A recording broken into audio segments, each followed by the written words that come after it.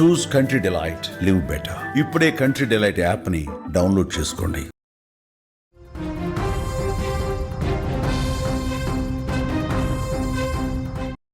America గడ్డపై జరిగిన ఒక ఘోర ప్రమాదం మహబూబాద్ జిల్లాలోని 2 కుటుంబాల్లో తీరని శోకాన్ని మిగిల్చింది. వాళ్ళు కన్న కలలు కాలిఫోర్నియా రోడ్ల మీదే కరిగిపోయాయి. మహబూబాద్ జిల్లా గార్ల మండలానికి చెందిన మేఘన, మొలకనూరు గ్రామానికి చెందిన భావన ఇద్దరు స్నేహితులు. చదువులో చురుకు, భవిష్యత్తుపై ఎంతో ధ్యాస. వీరిద్దరూ ఉన్నత చదువుల కోసం అమెరికాలోని కాలిఫోర్నియాకు వెళ్లారు.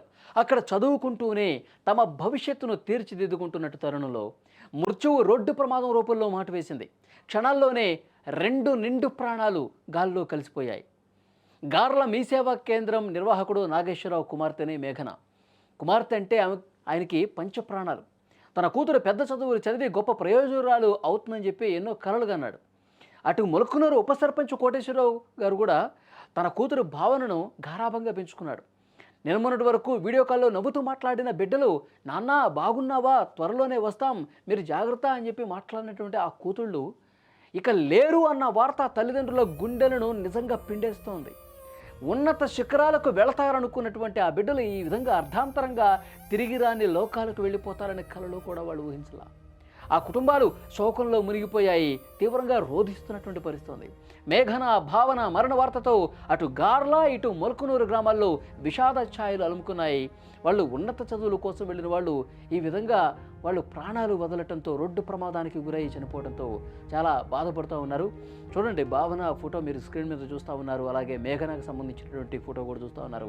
వాళ్ళు ఎంతో సంతోషంగా ప్రతిరోజు కూడా తల్లిదండ్రులతో వీడియో కాల్లో మాట్లాడుతూ, ఇక్కడ మేము బాగున్నాం, ఇక్కడ మేము బాగా చదువుకుంటున్నాం, ఇక్కడ అందరూ బాగానే ఉన్నారు, బాగా మాట్లాడుతున్నారు, అంతా బాగుంది, నేను వస్తాను, అతి త్వరలోనే ఇండియాకు వస్తున్నాను, ఇంటికి వస్తున్నాను, మనందరం హ్యాపీగా కలిసి ఉందామని చెప్పి వాళ్ళు రోజు మాట్లాడుతున్నటువంటి మాటలు ఇంకా ఆ తల్లిదండ్రుల చెవుల్లో మారుమోగుతూనే ఉన్నాయి. కానీ సడన్గా జరిగినటువంటి ఈ ప్రమాదంతో, ఈ రోడ్డు ప్రమాదంలో ఇద్దరు స్నేహితులు కూడా చనిపోవడంతో షాక్కి గురైపోయారు.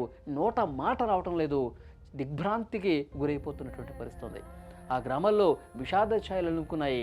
తమ కూతుళ్లతో ఉన్నటువంటి తమ అనుబంధాన్ని వాళ్ళందరూ కూడా జ్ఞాపకం తెచ్చుకుంటూ, గుండెలు బాదుకుంటూ, అమ్మా అప్పుడే నీకు 100 ఏళ్ళు నిండిపోయాయి అని చెప్పి ఆ తండ్రి చాలా బాధపడుతూ రోధిస్తూ ఉన్నాడు.